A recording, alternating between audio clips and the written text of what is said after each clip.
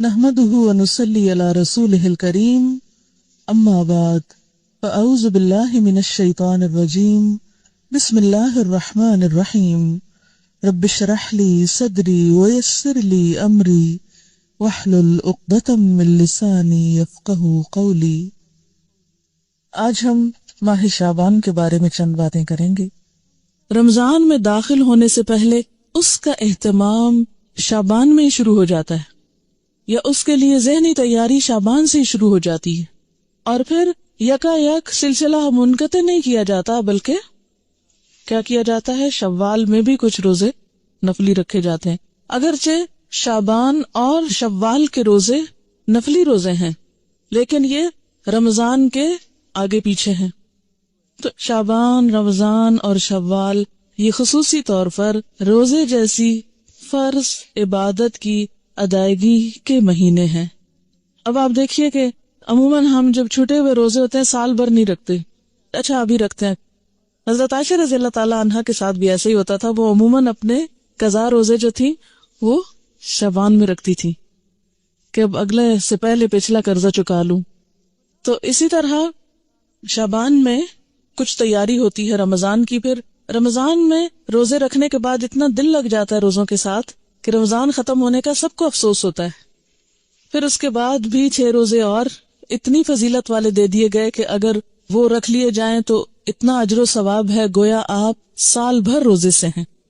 تو انشاءاللہ تعالی رمضان کی فضیلت اور برکت تو آپ رمضان سے پہلے سنیں گے ہی، اور مزید اپنے آپ کو تیار کریں گے، لیکن اس عبادت کے لیے، یعنی روزے جیسی عبادت کے لیے شعبان کے مہینے میں بھی اس طرف متوجہ ہونے کی ضرورت ہے، اور تبھی آپ متوجہ ہوں گے جب آپ اس کی فضیلت اور اہمیت کو سمجھیں گے۔ اس مہینے میں نبی صلی اللہ علیہ وسلم سے جو عمل ثابت ہے وہ کیا ہے؟ روزوں کی کثرت۔ حدیث میں آتا ہے، ترمذی کی حدیث ہے، حضرت ام سلمہ رضی اللہ تعالی عنہا فرماتی ہیں، ما رأیت النبی صلی اللہ علیہ وسلم یصوم شہرین متتابعین الا شعبان و رمضان۔ میں نے رسول اللہ صلی اللہ علیہ وسلم کو 2 مہینے پے در پے یعنی مسلسل روزے رکھتے ہوئے نہیں دیکھا سوائے شعبان اور رمضان کے، یعنی اس میں آپ کیا کرتے تھے؟ کنٹینیوسلی روزہ رکھتے تھے۔ حضرت اسامہ بن زید بیان کرتے ہیں، میں نے عرض کیا، اے اللہ کے رسول صلی اللہ علیہ وسلم، میں آپ کو کسی مہینے میں سوائے رمضان کے اتنے روزے رکھتے ہوئے نہیں دیکھتا جس قدر روزے آپ شعبان میں رکھتے ہیں۔ آپ نے فرمایا کہ لوگ اس رجب اور رمضان کے درمیان والے مہینے کی فضیلت سے غافل ہیں۔ لوگ رجب اور رمضان کے بیچ والے مہینے کی فضیلت سے غافل ہیں، وہ اس مہینے کی پرواہ نہیں کرتے، قدر نہیں کرتے، حالانکہ اس مہینے میں لوگوں کے اعمال اللہ کے سامنے پیش کیے جاتے ہیں، اور میری چاہت یہ ہے کہ میرے اعمال اللہ تعالیٰ کے سامنے روزہ داری کی حالت میں پیش ہوں، یعنی جب اللہ تعالیٰ کے سامنے پیش ہوں تو میں روزے کی حالت میں ہوں۔ اس حدیث کو سن کر آپ کو کیا احساس ہوا ہے، کیا خیال آیا ہے؟ ہم نے دیکھا ہوگا نا کہ جیسے کوئی شخص غلط کام کر لیتا ہے پھر کسی کے سامنے پیش کیا جاتا ہے، مثلاً آپ پرچہ دیتے ہیں، پیپر دیتے ہیں نا، تو اس میں کچھ گڑبڑ کر جاتے ہیں، کوئی سستی کرتے ہیں، غفلت کرتے ہیں، جواب صحیح نہیں لکھتے، پھر ٹیچر کے سامنے آپ کا پیپر آتا ہے، وہ کریکشن کرتی، پھر بعض اوقات آپ کو ہی بلا لیتی ہیں اور آپ کو پوچھتی ہیں یہ آپ نے کیا، کیا ہو گیا تھا آپ کو؟ اگر آپ ایک ایسے اسٹوڈنٹ ہوتے ہیں جو ادروائز بہت اچھے ہیں تو وہ آپ کی اس اچھائی کی وجہ سے کیا کریں گی؟ اس غلطی کو اگنور کر دیں گی۔ اسی طرح اگر آپ روزے سے ہیں اور آپ کا اعمال نامہ اس وقت یعنی سال بھر کا پیش ہو رہا ہے کہ اس سال میں ان صاحبہ نے یہ اور یہ نیکیاں کمائی ہیں، یہ اور یہ کارنامے کیے ہیں، یا یہ اور یہ بلنڈر کیے ہیں، وہ سب کچھ سامنے جائے گا۔ آپ دیکھیں کہ بعض اوقات غلط کاموں کو دیکھ کر، نافرمانیوں کو دیکھ کر آپ سوچ سکتے ہیں اللہ تعالیٰ کا غصہ کتنا بھڑکتا ہوگا۔ اگر کوئی آپ کی بات نہ مانے تو آپ کو کیسا لگتا ہے؟ کوئی آپ کی بات نہ مانے کیسا فیل کرتے ہیں آپ؟ کہتے ہیں کوئی بات نہیں، نہیں تو نہ سے نہیں مانتے، نہ مانے۔ جی آپ بولیے۔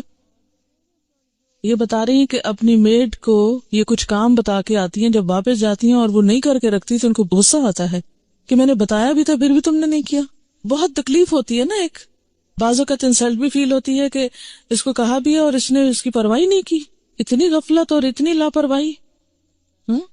جی ہاں، دکھ اور افسوس بھی ہوتا ہے. تو آپ دیکھیے کہ جب آپ کا رجسٹر، آپ کے سال بھر کے کام پچھلے شعبان سے اب تک جو آپ نے کیا وہ جو پیش ہوتا ہوگا، ویسے تو اللہ تعالیٰ روز بھی دیکھتے ہیں نا آپ کو، ہر لمحہ جانتے ہیں. اس کو پھر میں ایک چھوٹی سی مثال کے ذریعے بات سمجھاؤں گی. جیسے آپ کی ٹیچر کلاس میں روز سبق سنتی ہیں آپ کا، ان کو اندازہ ہوتا ہے کہ آپ کتنا جانتے ہیں، لیکن پیپر دیتے ہوئے آپ کو کوئی وحشت آتی ہے کہ نہیں ہوتی ہے؟ کوئی ٹینشن آپ پر ہوتی ہے؟ حالانکہ آپ روز ٹیچر کے سامنے اچھا یا برا سبق سنا رہے ہوتے ہیں یا کام کیا نہیں کیا، لیکن وہی چیزیں دوبارہ پیپر میں آتی ہیں. تو ہر ایک چیز کا اپنا ایک طریقہ اور ایک قرینہ اور ایک سلیقہ ہوتا ہے نا.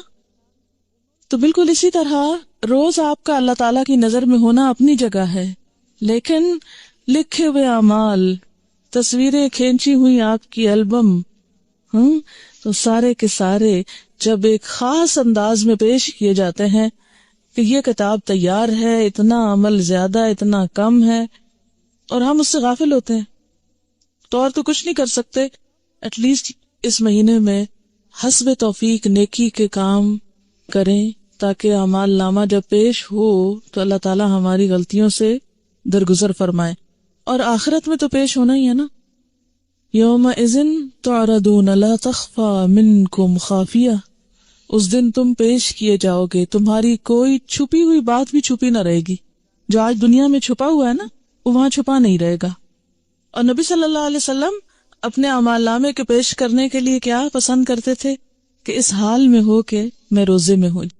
جن کے اوپر ہمارا کوئی احسان نہ ہو، اگر وہ ہماری بات نہیں بھی مانتے تو کوئی دکھ نہیں اتنا ہوتا، کہتے چلو ٹھیک ہے اس کی مرضی.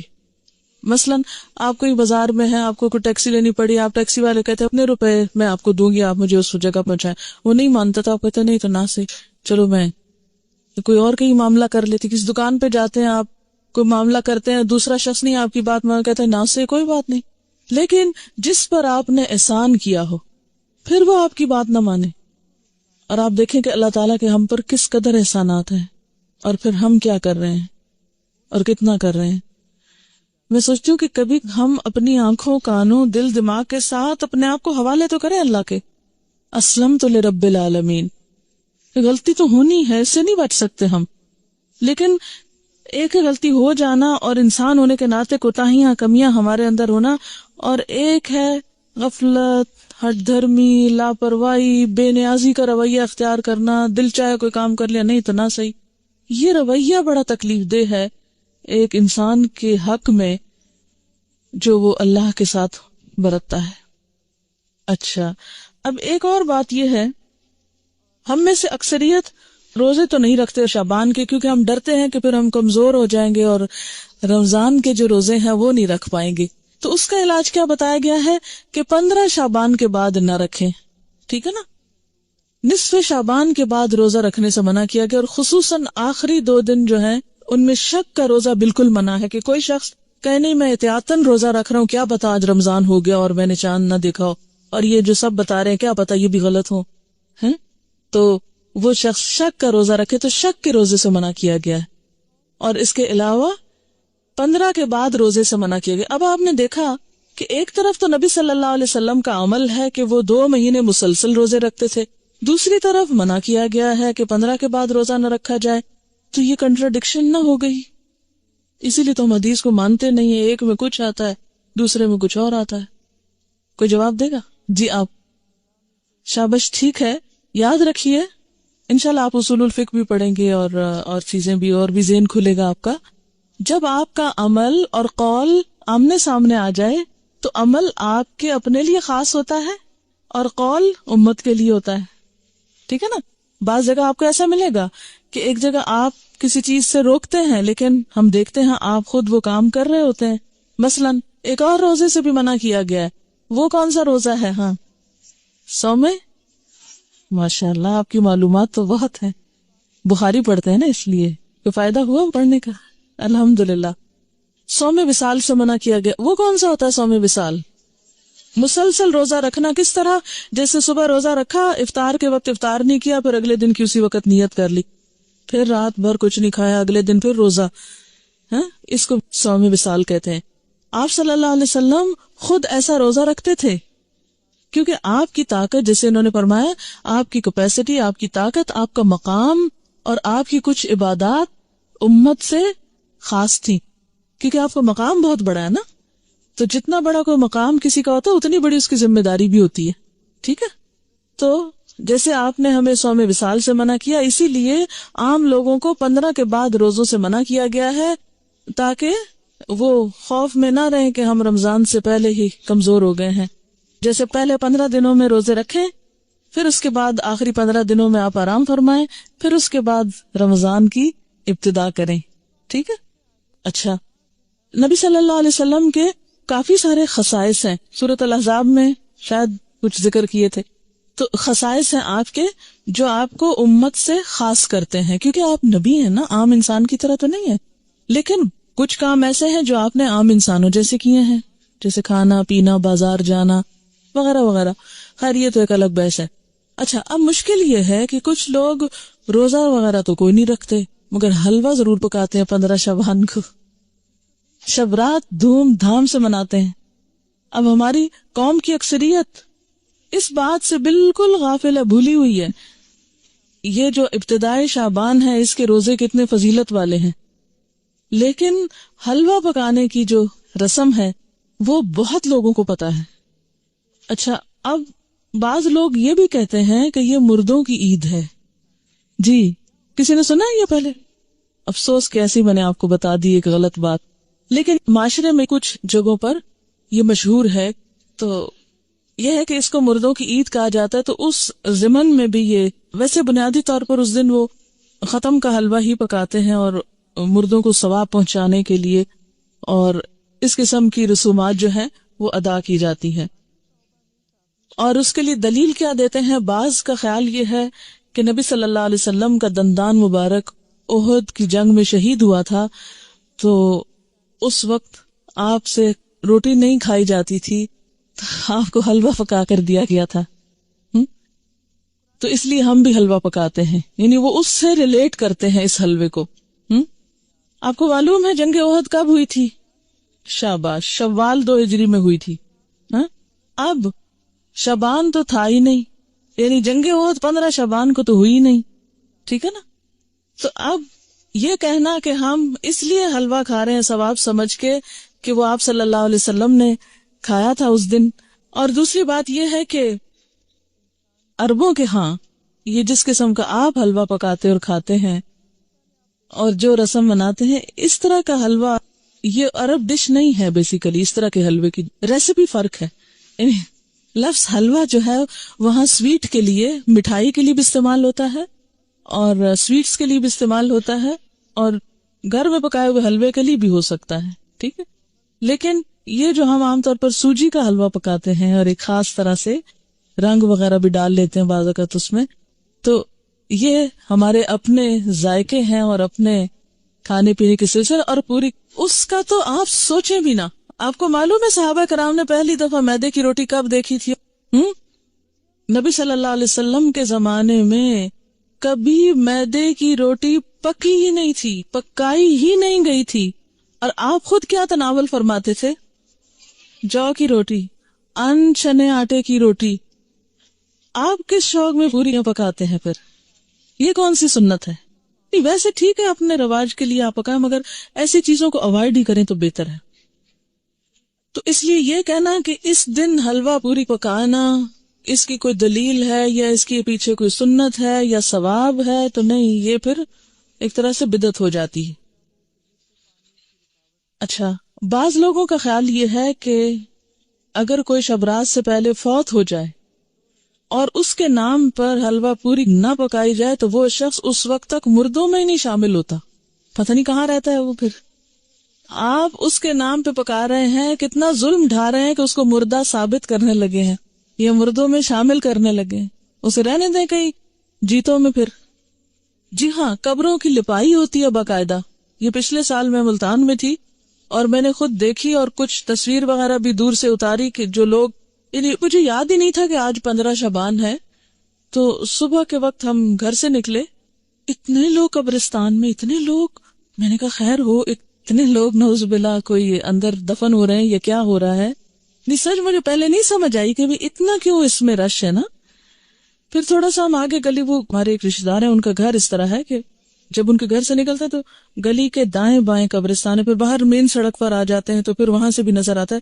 جب ہم گلی سے نکل کے مین سڑک پہ پہنچے تو وہاں ایک سبیل لگی ہوئی تھی، تو اس سے پتا چلا کہ یہ عید کی طرح کا کوئی موقع ہے. اور پھر لوگ باقاعدہ لپائی کر رہے تھے، بچے بھی اور بڑے بھی قبریں لیپ رہے تھے، اور پھر کو پھول ڈال رہے تھے، اور کوئی رات کو وہ چراغاں کر رہے تھے. اب میں یہ سوچ رہی تھی کہ اگر ساری قوم سال میں ایک دن قبرستان کی صفائی کرنے لگتی ہے یا قبرستان میں جا کے لپائی اور اس پہ لگ جائے، تو آپ دیکھیں کہ باقی کام کتنے رہ جائیں نا. اور پھر ہوتا کیا ہے، جب تک وارث جیتے ہیں کوئی لپائی آ کے کر دیتا ہے، جب وہ بھی چلے جاتے ہیں تو ختم ہو جاتا ہے سلسلہ. اب قبروں کو پکا کرنا یا ان کی بار بار لپائی کرنا، یہ بھی کوئی سنت نہیں ہے. قبروں کو اونچا کرنا اور ان کو بہت نمایاں کرنا اور ان کی بہت اس طرح کی کیئر کرنا جو ہے، اس کا ہمارے دین میں تصور نہیں ہے. مردوں کا احترام لازم ہے، اس کے لیے اچھی گہری قبر کھودنے کے لیے کہا گیا، کھود کے پھر اس کے سائڈ پر زمین کھود کے بغلی قبر کا بھی حکم آتا ہے. وہ زیادہ بہتر ہے بنسبت اس کے کہ آپ تھوڑی سی قبر کھود کے اور پھر اوپر سے سنگ مرمر لگائیں یا کوئی اور. یہ چیزیں پھر ایکسٹرا ہیں، اس سے وقت بھی سرمایہ بھی ضائع ہوتا ہے. مردوں کو جو چیز فائدہ دیتی ہے وہ حلوہ پوری نہیں ہے، وہ آپ کی دعا ہے، جس کے لیے آپ 15 شعبان کا انتظار نہ کریں. کب کریں وہ دعا؟ ہر روز کریں، ہر روز نماز پڑھیں اور کہا کریں ربنا اغفر لی ولوالدی وللمؤمنین. اس میں سارے قبروں والے آ جاتے ہیں. وللمؤمنین یوم یقوم الحساب، صرف قبروں کے اندر والے نہیں آتے، باہر والے بھی آتے ہیں. المؤمنین، اتنی تو گرامر پڑھ لی ہے نا، ال لگ جائے اور پھر جمع کا بھی ہو ساتھ، سارے مومن آ جاتے ہیں، زندہ ہو کے، من الاحیاء والاموات، سب آ جاتے ہیں. تو بنیادی طور پر اس رات میں نہ تو کوئی حلوہ پکانے کا حکم ملتا ہے اور نہ ہی دن کو قبروں کی لپائی کا حکم ملتا ہے، اور نہ ہی اس قسم کی کوئی خاص اس دن کی کوئی عید ہے. اور پھر اسی طرح یہ ہے کہ بعض لوگ اپنے گھروں کی خاص صفائی کرتے ہیں اس دن. ہو سکتا ہے آپ لوگ نہ کرتے ہوں، لیکن یہ رواج بھی ہے. اور ایک مخصوص جگہ پہ حلوہ چپاتی رکھتے ہیں، یہ لپائی وغیرہ کر کے، تو ایک خاص کارنر جیسے ہوتا ہے. اور بعض لوگ اس کے ساتھ موسمی پھل اور مٹھائیاں وغیرہ بھی اس جگہ یعنی ایک سجاوٹ کرتے ہیں، بوفے کی طرح بنا لیتے ہیں اس کارنر کو. اور پھر ساتھ یہ بھی کہتے ہیں کہ لبان اگر بتی بھی تھوڑی سی ساتھ جلاتے ہیں کہ یہ مردوں کی فاتحہ ہو رہی ہے. آپ دیکھیں کہ مردے کو کیا کیا چیز فائدہ دیتی ہے. جب ایک شخص فوت ہو جاتا ہے تو کیا کیا چیز کرنی چاہیے؟ جی آپ فرمائیے. انسان قبر میں تنہا اترتا ہے، صرف ایک چیز ساتھ اترتی ہے اور وہ انسان کا اپنا عمل ہے. ٹھیک ہے، باقی 2 چیزیں واپس آ جاتی ہیں، اولاد اور مال، جیسے غلام وغیرہ ہوں یا اور کوئی گاڑی جس پہ لے گئے اس کو، یا اس کے علاوہ بھی اگر کوئی چیز ہے تو یہ 2 چیزیں جو ہیں واپس آ جاتی ہیں، مال اور اولاد. باقی عمل ساتھ اترتا ہے. ایک چیز، صرف ایک چیز، اگر وہ تھوڑے بہت کمی بیشی ہے تو پیچھے والے اب اس کے حصے کے عمل تو نہیں کر سکتے، لیکن نمبر 1 دعا کر سکتے ہیں جو مردے کو فائدہ دے گی. اور اس کے لیے آپ اس دن سے دعا شروع کیجئے جس دن سے وہ فوت ہوا، اور ہر روز کیجئے، اور اس میں آپ دیر نہ کیجئے، کرتے رہیے. دوسری چیز، علم ينتفع به، ایسا علم جس سے لوگ فائدہ اٹھائیں، یعنی اس کے نام پر سے مراد یہ کہ اس کی طرف سے. آپ کیا کریں؟ کسی بچے کو پڑھا دیں، کوئی اسکول بنوا دیں، کوئی کتابیں آپ لے کے لوگوں کو کوئی لائبریری میں رکھوا دیں، کوئی بھی علم کا کام، یا اس نے خود جو کچھ پڑھایا تھا اپنے اسٹوڈنٹس کو، یا کتابیں لکھی یا کوئی اور اسی طرح کی چیز تیار کی. اور تیسری چیز جو اس کو فائدہ دیتی ہے وہ کیا ہے؟ صدقہ جاریہ. آپ اس کے لیے قربانی کریں، آپ اس کے لیے پیسے غریبوں کو دیں، مسکینوں کو کھانا کھلائیں، اس کی طرف سے صدقہ کر سکتے ہیں. ٹھیک ہے، لیکن خاص دن حلوہ پوری پکا کے روشنی اگربتی جلا کے اور ایک خاص سٹائل میں یہ سب کرنا جو ہے یہ نبی صلی اللہ علیہ وسلم کی ایسی کوئی سنت نہیں ہے، اور نہ ہی ایسا دین کو مشکل بنایا گیا جو ہر شخص کے بس کی بات نہ ہو. یعنی ہمارا دین ایسا نہیں کہ کچھ لوگ تو اس پر عمل کر سکے اور کچھ اس پہ عمل کے قابل ہی نہ ہو. اب ہر شخص تو حلوہ پوری پکا نہیں سکتا. مثلاً میں حلوہ تو شاید پکا لوں اگر پوری نہ پکا سکوں. آپ میں سے میرے خیال اکثریت روٹی بھی نہیں پکانا جانتی ہوگی. جب سے میں ہاسٹل میں رہ رہی ہوں تو میں نے اکثر لڑکیوں کی روٹی بنانی ٹیسٹ کی ہے اور صحیح روٹی نہیں بنانی آتی، جو ہم میں سے ہر کوئی ہر روز کھاتا ہے. ہمارا اسٹیپل فوڈ ہے. کچی روٹی پکاتے ہیں، جلی بھی پکاتے ہیں، صحیح روٹی نہیں پکانی آتی. تو اب آپ دیکھیں کہ اگر روٹی نہیں بنانی آتی تو پوری کس کو بنانی آتی ہوگی؟ ٹھیک ہے نا. پھر اس کے بعد یہ ہے کہ ہر ایک کے پاس اتنے پیسے کہاں ہوتے ہیں کہ وہ حلوے کے لیے سب کچھ مہیا کر سکے. اور پھر آپ دیکھیے کہ حلوہ بھی پکانے کا صحیح طریقہ آنا چاہیے. کئی لوگ میں نے دیکھے ہیں کہ وہ کچا پکا سوجی کو کر کے اس میں یلو کلر ڈال کے پانی ڈال کے اور کچی چینی ڈال کے حلوہ پکا کے رکھ دیتے ہیں جس سے پیٹ میں درد ہو جائے. حلوہ اس وقت اچھا پکتا ہے جب آپ کو سوجی بھوننی آتی ہو صحیح، اور وہ پیشنس مانگتا ہے، صبر. بہت ہلکی آنچ پہ کوئی کم از کم 1 گھنٹہ اگر آپ سوجی بنائیں پھر جا کر صحیح حلوہ بنتا ہے. سوجی بھوننے میں جلد بازی جو ہوتی ہے وہ کبھی بھی حلوے کو صحیح نہیں پکنے دیتی. ٹھیک، لیکن ہم ہر چیز میں انسٹنٹ فوڈ کے عادی ہو گئے، انسٹنٹ، جلدی، فوری، جس کے نتیجے میں ہم اب دوسروں کو بیمار تو نہ کریں ایسے حلوے کھلا کے. بعض اوقات دم بھی اس کا صحیح نہیں آنے دیتے، کچا ٹیسٹ آ رہا ہوتا ہے اس میں. آپ کو پتا ہے مکھڈی حلوہ جو ہوتا ہے وہ کیسے بنتا ہے؟ دیکھیں، خواتین کا دل پسند ٹاپک ہے نا، تو کیا ہوا اگر ہم اس پہ ذرا سی بات کر لیں. کیسے بنتا ہے؟ کسی کو آتا ہے؟ ہاں بتائیے. ہاں، کتنی دیر پکتا ہے؟ تھوڑا ہے. کوئی اور بتائے گا؟ اٹک کی طرف کا کون ہے آپ میں سے؟ کیونکہ اس طرف یہ مکھڈی حلوہ بنتا. ہاں بتائیں گے آپ کتنا ٹائم لگتا ہے مکھڈی حلوہ بننے میں؟ دیکھا، اب خالہ تک رہ گیا. دیکھا، آپ نے سیکھا نہیں ہے. وہ ہوتا یہ ہے کہ سوجی کو پانی یا دودھ میں بھگوتے ہیں، پھر اس کو اتنا پکاتے ہیں کہ وہ دونوں پھر الگ ہوں. یعنی دودھ تو خیر الگ نہیں ہوتا، لیکن اس کا جو گھی ہے، گھی میں پکاتے نا، تو پھر وہ گھی اور وہ بالکل الگ الگ جب ہو جائے تو پھر اس کو چھوڑتے ہیں. اور تقریباً 6 گھنٹے تو اس میں لگ ہی جاتے ہیں اگر آپ صحیح پکانا چاہتے ہیں. ویسے تو 2 منٹ میں بھی آپ گھول کے گرم کر کے رکھتے ہیں. خیر، یہ باتیں میں نے ضمناً ودن بریکٹس اس لیے کی ہیں کہ آپ سب بچیاں ہیں، خواتین ہیں، گھر والوں کی صحت کا انحصار آپ پر ہے. اگر آپ کو صحیح کھانا پکانا آتا ہوگا اور صبر بھی ساتھ آتا ہو تو پھر آپ کے گھر والے صحت مند ہوں گے، اور وہ صحت مند ہوں گے تو آپ کو دین کا کام کرنے کا وقت ملے گا. تو یہ جو صحیح کھانا پکانا آنا یہ بہت بڑی نعمت ہے، اور اس پر وقت لگائیں اور اس کو سیکھیں اپنے والدین اور خالہ وغیرہ سے. کیونکہ ایسا نہ ہو کہ یہ زبان تو ہماری جا ہی رہی ہے، ویسے آدھی اردو بولتے ہیں آدھی انگریزی بولتے ہیں. اب کھانوں میں بھی ہم نے کچھ چائنا سے منگا لیے ریسیپیز، کچھ ادھر ادھر سے. اب وہ کھانے کے سٹائل بھی بدلتے جا رہے ہیں. حالانکہ بیسٹ فوڈ جو ہے الحمدللہ ہمارے اس کانٹیننٹ کا ہے کہ جو بہت اچھی طرح ویل کوکڈ اور ٹیسٹ کے حساب سے بھی اچھا ہوتا ہے. لیکن افسوس یہ کہ اب ہم آؤٹ ڈور ایٹنگ کے اتنے عادی ہو گئے ہیں کہ ہمیں گھر میں پکانا اچھا ہی نہیں لگتا نا. اور اکثر لڑکیوں کو یہ کہتے سنا گیا آئی ہیٹ کوکنگ. دین والی کوئی لڑکی یہ زبان سے بات نہ نکالے. ٹھیک ہے، کیوں نہ نکالے؟ وجہ آپ کو پتا ہے کہ کھانا کھلانا کون سے کاموں میں سے؟ جی ہاں، تو یہ صرف غریب کو کھانا کھلانا نہیں، اپنے گھر کے غریبوں کو کھلانا جو ہے وہ بھی ایک بہت بڑی نیکی کا کام ہے. تو ہیٹ کوکنگ کہنے کی بجائے، لیکن اعتدال اس میں بھی، یہ نہیں کہ پھر آپ کچن سے نہ نکلیں. اور اس میں کہ سادہ غذا ہو لیکن ویل کوکڈ، نیوٹریشس، جس سے آپ کی صحت، آپ کے بچوں کی صحت درست رہے. اگر وہ درست رہے گی انشاءاللہ آپ کے پاس وقت زیادہ ہوگا، پھر آپ دین کا کام زیادہ اچھی طرح کر سکیں گے. ٹھیک ہے نا؟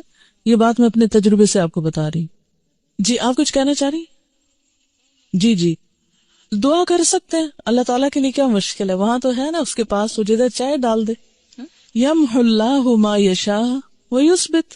کیا مطلب اس آیت کا؟ یمحو اللہ ما یشاء ویثبت.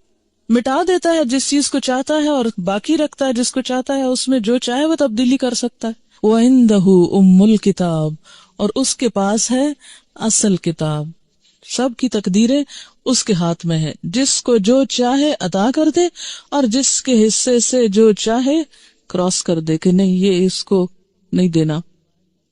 اچھا جناب، پھر اس کے بعد یہ ہے کہ بعض لوگوں نے یہ بھی بات مشہور کر رکھی ہے کہ میت کی روح 40 دن گھر آتی رہتی ہے، اور مومنین کی روح جمعہ کی رات کو، شب برات کو اور عیدین کو اپنے گھروں پہ آتی ہے۔ یہ بات مشہور ہے کہ اس دن روحیں آتی ہیں، ایک تو جمعرات کے دن آتی ہیں اور ایک جو ہے عیدوں کو آتی ہیں اور شبرات کو آتی ہیں، حالانکہ اس کے پیچھے کوئی دلیل نہیں ہے، یہ ہمارا اپنا خیال ہے۔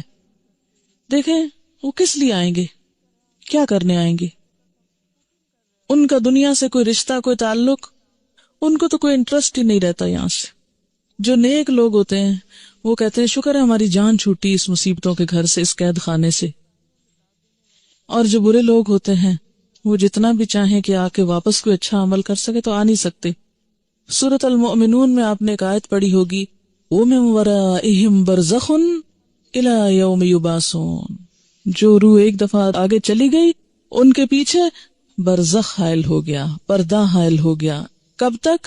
إِلَى يَوْمِ يُبْعَثُونَ، اس دن تک جبکہ یہ بالکل ایسے جیسے بچہ پیدا ہونے کے بعد واپس نہیں ماں کے پیٹ میں جا سکتا، ایسے ہی دنیا سے جانے کے بعد انسان دنیا میں نہیں آ سکتا، اتنا ہی محال ہے۔ جیسے بچے کی پیدائش میں ماں کو ایک تکلیف اٹھانی پڑتی ہے نا، تو مرتے وقت جب انسان کی روح نکلتی ہے تو خود اس کو یہی کرب سے گزرنا پڑتا ہے۔ تو روح بھی آپ دیکھیں کہ بہت سے وہ لوگوں کے مرتے وقت کے حالات سنے ہوں گے، پڑھے ہوں گے، ایک ڈاکٹر مودی شاید اس نے جب 120 لوگوں کے موت کے واقعات لکھے ہوئے ہیں، تو وہ تجربہ یہ بتاتے ہیں کہ جیسے ایک گیٹ کھلتا ہے اور اس میں ہم جا رہے ہیں، ٹریول کر رہے ہیں، آگے کو جا رہے ہیں، تو بات یہ ہے کہ جو آگے چلا جاتا ہے وہ من ورائہم برزخ، پیچھے آڑ آ جاتی ہے، دروازہ بند کر دیا جاتا ہے، اب دنیا میں نہیں کوئی آتا، اور انہوں نے کرنے بھی کیا آنا ہے، اور کہیں سے ثابت بھی نہیں ہے قرآن سے کہ روحیں ہمارے گھروں میں واپس آ کے رہتی ہیں، ٹھیک ہے نا۔ اور آپ ذرا سوچیں تھوڑی دیر کے لیے کہ اگر آپ کو مرنے کے بعد آپ کے گھر میں بار بار آنے کی اجازت دی جائے تو آپ کا حال کیا ہوگا، بتائیے ذرا۔ آپ دیکھیں گے آپ کا سامان کسی کے پاس چلا گیا، آپ کی چیزیں کسی نے توڑ دی ہیں، آپ کی چیزیں کسی نے پھینک دی ہیں، خراب کر دی ہیں، تو آپ دیکھ دیکھ کے کیا کریں گے؟ ذرا سوچیں، اپنے آپ کے لیے سوچیں کہ آپ مرنے کے بعد پھر آئیں دنیا میں، اور عید کو بھی آتے ہیں، اور شبرات پہ بھی آتے ہیں، اور جمعرات کو بھی آتے ہیں، اور 40ویں پہ بھی آتے ہیں، تو پھر آ کے آپ کیا کرتے ہیں، کیا کریں گے؟ آ کے کتنی حسرتیں ہوں گی نا۔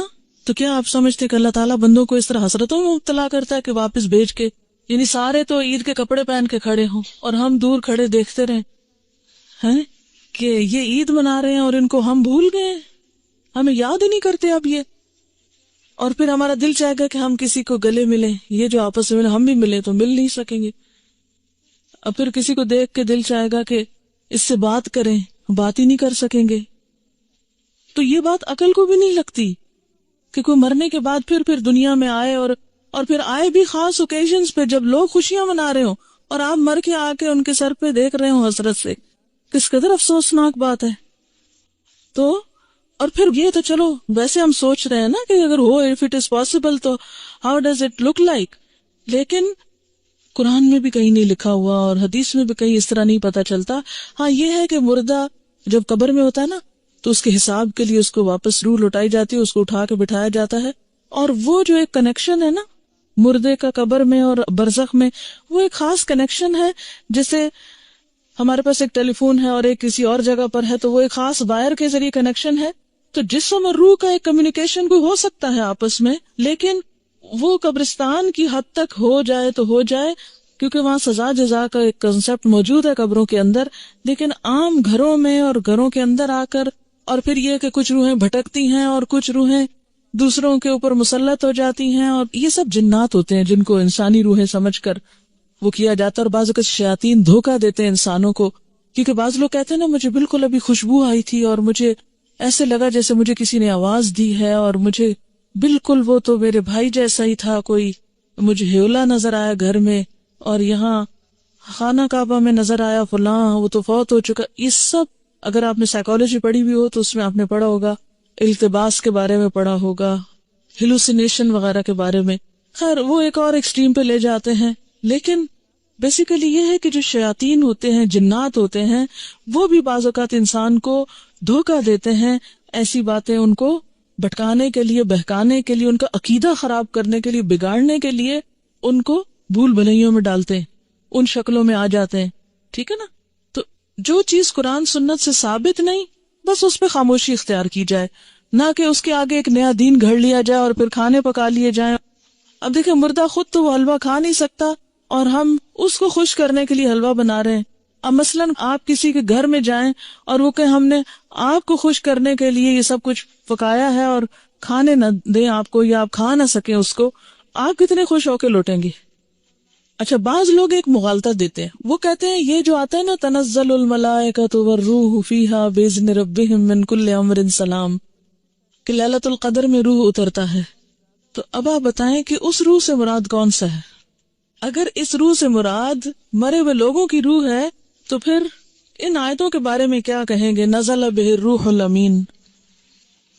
روح سے مراد کیا ہے قرآن پاک میں؟ جبرائیل علیہ السلام کے لیے لفظ استعمال ہوا ہے، اذ ایدتک بروح القدس قل نزلہ روح القدس نزل بہ الروح الامین تعرج الملائکۃ والروح یوم یقوم الروح والملائکۃ صفا. اور پھر تنزل الملائکۃ والروح سورۃ القدر میں. تو یہ جو روح اترتی ہے اس سے مراد مردوں کی روحیں نہیں ہیں، یہ خاص روح مراد ہے، اور اس سے مراد جبریل امین ہے. ٹھیک ہے؟ اسی لیے خود قرآن پاک پڑھنا کتنا ضروری ہے، ورنہ اس طرح کی باتوں سے لوگ عموماً کیا ہوتا ہے. اچھا پھر جناب بات یہ ہے کہ نبی صلی اللہ علیہ وسلم کی 22 سالہ زندگی میں یہ دن آتا رہا ہے، 15 شعبان جس کو ہم شبرات کہتے ہیں، لیکن کبھی بھی آپ نے یہ کام نہیں کیے، نہ کوئی آتش بازی کی ہے اور نہ ہی کوئی حلوے پکائے ہیں، نہ ہی کوئی اس قسم کے اور کوئی تصورات ہمیں دیے ہیں، نہ اپنے عمل سے اور نہ ہی اپنے قول مبارک سے. اور یہ جو اس رات کو چراغوں کی روشنی ہے یہ بھی اسراف میں شامل ہوتی ہے. لوگ گھروں پر موم بتیاں لگاتے ہیں نا، کبھی دیکھیے موم بتیاں، اور پھر اس کو بھی آہستہ آہستہ عید کا نام دے دیا ہے. اب دیکھیں کہ عیدیں بڑھانے پر بہت ہمارا زور ہو گیا. مثلا عید میلاد النبی ایک بنا لی ہے، ایک شبرات کو مردوں کی عید کہہ کے عید بنا لیا ہے. 2 عیدیں پہلے تھیں جو آپ صلی اللہ علیہ وسلم نے بنائی، وہ تو اصل عید ہے. تو کیا یہ زیادتی کی بات نہیں ہے کہ دین میں اضافے کرتے چلے جا رہے ہیں؟ یعنی آپ نے تو اس کو عید نہیں کہا، نہ سیلیبریٹ کیا، اور ہم اس کو عید کے طور پہ سیلیبریٹ کر رہے ہیں. اصل میں ہندوؤں کے ہاں ایک دن ہوتا ہے دیوالی کا، اس میں اس قسم کے کام ہوتے ہیں. مخصوص گھر لیپا پوتی کرتے ہیں، مخصوص کارنر پہ کھانے حلوے پکا کے رکھتے ہیں، چراغاں کرتے ہیں. اب ہمیں اسلام میں آ کر کچھ اس قسم کے فنکشنز کرنے تھے اور کچھ ایسے ہمیں آلٹرنیٹ تلاش کرنے تھے، تو وہ ہم نے اس شکل میں کر لی. کیونکہ ہم لوگ بیسیکلی تو سب یہاں جو ہمارے آبا و اجداد ہیں وہ ہندوؤں سے مسلمان ہوئے نا، یا سکھوں سے مسلمان ہوئے، کیونکہ اس علاقے کے لوگ جو ہیں بنیادی طور پر یہاں کا جو ہندوازم ہے یہ قدیم ترین مذہب ہے اس علاقے کا. تو ان کی اولادیں ہونے کے ناطے سے پھر بہت سے لوگ جب اکثریت میں مسلمان ہونے لگتے ہیں تو عموماً کیا ہوتا ہے، وہ کلمہ تو پڑھ لیتے ہیں لیکن طریقے وہی ہوتے ہیں، اور بعض اوقات نئے دین میں آ کر بھی پرانے دین کی چیزوں کو کہیں نہ کہیں فٹ کر دیتے ہیں. جیسے نئے گھر میں آپ جاتے ہیں تو پچھلے گھر کی چیزیں کہیں نہ کہیں لٹکا دیتے ہیں، کوئی ادھر کوئی ادھر. تو یہی کچھ ہمارے ساتھ بھی ہوا ہے. اور پھر یہ ہے کہ آتش بازی جو ہے اس میں جان کا نقصان بھی ہے، مال کا نقصان بھی ہے، ویسے بھی خطرہ ہے کہ کسی کو آگ لگ نہ جائے، یا خاص طور پر جو فائر ورکس کرتے ہیں. یہ تھی چند باتیں جو اس حوالے سے آپ سے کرنا تھی. اس کے ساتھ ہی جو کچھ کوسچنز ہیں میں ان کے جواب دے دیتی ہوں. ایک اور غلط فہمی بھی اس دن کے بارے میں ہے جس کا ذکر کرنا ضروری ہے. بہت سے لوگ یہ سمجھتے ہیں کہ اس رات کو تقدیر کے فیصلے ہوتے ہیں، 15ویں شعبان کو، ٹھیک ہے، کہ تقدیر لکھی جاتی ہے، اور اس کو کر دیتے ہیں مکس کس کے ساتھ؟ لیلۃ القدر کے ساتھ. لیلۃ القدر جو ہے وہ رمضان کی رات ہے. قدر کا کیا معنی ہے؟ نمبر 1 تقدیر، نمبر 2 اندازہ، نمبر 3 تنگ ہونا. اس رات اتنے فرشتے اترتے ہیں کہ زمین تنگ ہو جاتی ہے ان کے لیے. نمبر 2 یہ کہ وہ بڑی قدر و قیمت والی رات ہے کہ قرآن نازل ہوا تھا، انا انزلناہ فی لیلۃ القدر. اچھا، تیسری بات یہ ہے کہ اس لیلۃ القدر میں تقدیر جو ہے بندوں کی وہ فرشتوں کے حوالے کی جاتی ہے. تنزل الملائکۃ والروح فیہا باذن ربہم من کل امر. تو سارے امور جو ہے زمین پہ جن کی ایگزیکیوشن ہونی ہے وہ فرشتوں کے سپرد، یعنی سال کا بجٹ دیا جاتا ہے. یہ سارے کام رمضان کے آخری عشرے کی کسی ایک طاق رات کو ہوتے ہیں جس کو لیلۃ القدر کہا جاتا ہے. یہ 15 شعبان کو نہیں ہوتے.